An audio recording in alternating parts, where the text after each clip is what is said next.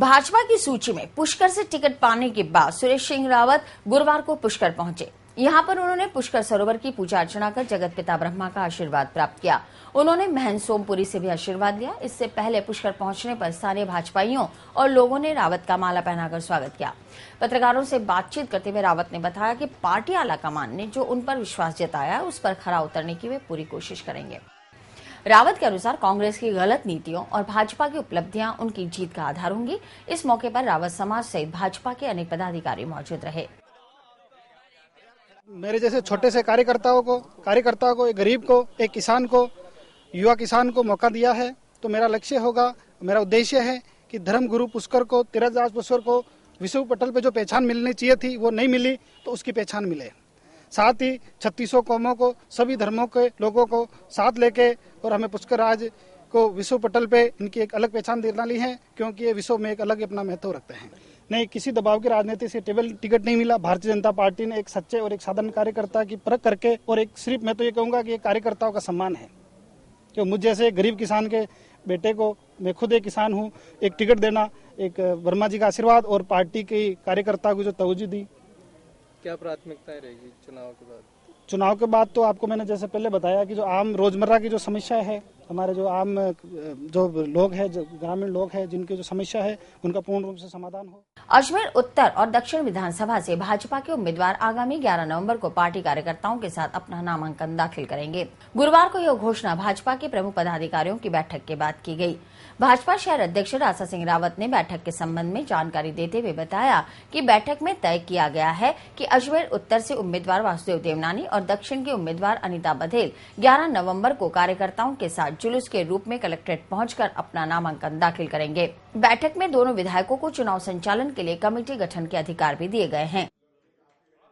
बघेल उन दोनों को पुनः तीसरी बार जो है भारतीय जनता पार्टी का उम्मीदवार घोषित किया है।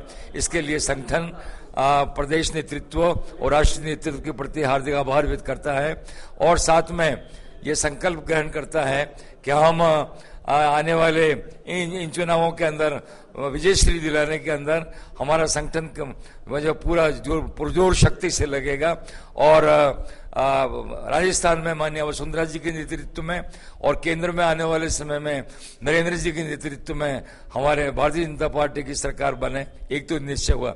दूसरा निश्चय पार्टी ने निश्चय किया कि 11 तारीख को फॉर्म भरने का, जो नॉमिनेशन भरने का है, वो 11 तारीख का समय तय हुआ है। अब उसका समय जो है वो जल्दी निर्धारित करके जो है वो प्रेस को अवगत करा दिया जाएगा। 11 तारीख सोमवार को फॉर्म भरने का तय हुआ। राजपूत समाज ने भाजपा और कांग्रेस पर समाज की उपेक्षा का आरोप लगाकर निर्दलीय उम्मीदवार उतारने की घोषणा की है। समाज जिले की 7 विधानसभा सीट्स पर उम्मीदवारों की घोषणा 10 नवंबर को करेगा। राजपूत समाज को फिलहाल कांग्रेस की सूची का इंतजार है। अजमेर जिले के राजपूत समाज में इस बात को लेकर गहरा आक्रोश है कि भाजपा और कांग्रेस ने जिले के किसी भी सीट से उसे प्रतिनिधित्व नहीं दिया है। यही वजह है कि राजपूत समाज ने जिले की 7 विधानसभा सीट्स पर उम्मीदवार उतारने का ऐलान किया है। गुरुवार को राजपूत छात्रावास में आयोजित बैठक में उम्मीदवारों की घोषणा की जानी थी, लेकिन कांग्रेस द्वारा अजमेर की 5 सीट्स पर उम्मीदवारों की घोषणा नहीं किए जाने के चलते उम्मीदवारों की घोषणा का निर्णय 10 नवंबर तक के लिए टाल दिया है।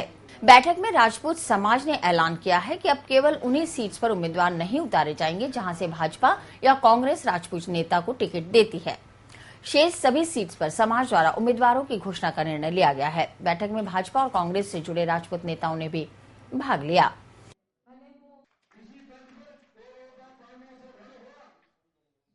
यदि आज प्रत्याशी तय हो जाते हैं तो बाकी जो डिक्लेयर है उस पे प्रत्याशियों के चयन में प्रभाव ना पड़े, इस बात को भी दृष्टिगत रखते हुए ये रखा गया है कि 10 तारीख को 1 बजे सब 8 विधानसभा क्षेत्रों के जो कमेटी है उसके लोग बाग यहीं एकत्रित होंगे और उस दिन ये तय करेंगे कि समाज के द्वारा कौन कैंडिडेट डिक्लेयर होता है और समाज किसको सपोर्ट देने की स्थिति में है, ये निर्णय होना है।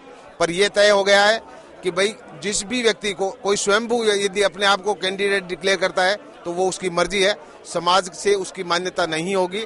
समाज से मान्यता उसी को है जो इस जाजम से फैसला होगा और समाज की मोहर लग जाएगी कि भाई ये समाज का प्रत्याशी है या समाज ने फलां विधानसभा क्षेत्र से इसको अपना सपोर्ट देना तय किया। और उसी के आधार पे, और ये भी स्पष्ट है कि यदि एक बार कैंडिडेट डिक्लेयर हो गया है तो वो समाज से ही स्वीकृति लेकर के बैठेगा।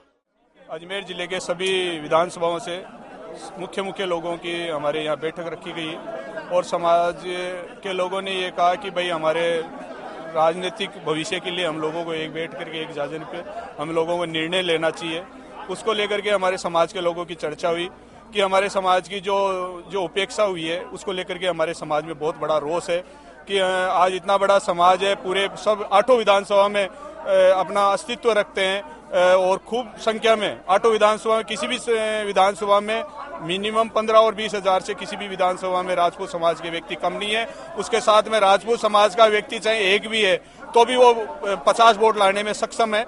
इस नाते वो सब लोगों ने बैठ करके ये निर्णय लिया है कि जो हमारे समाज की जो उपेक्षा करेंगे उनके खिलाफ हम लोग कार्य करेंगे।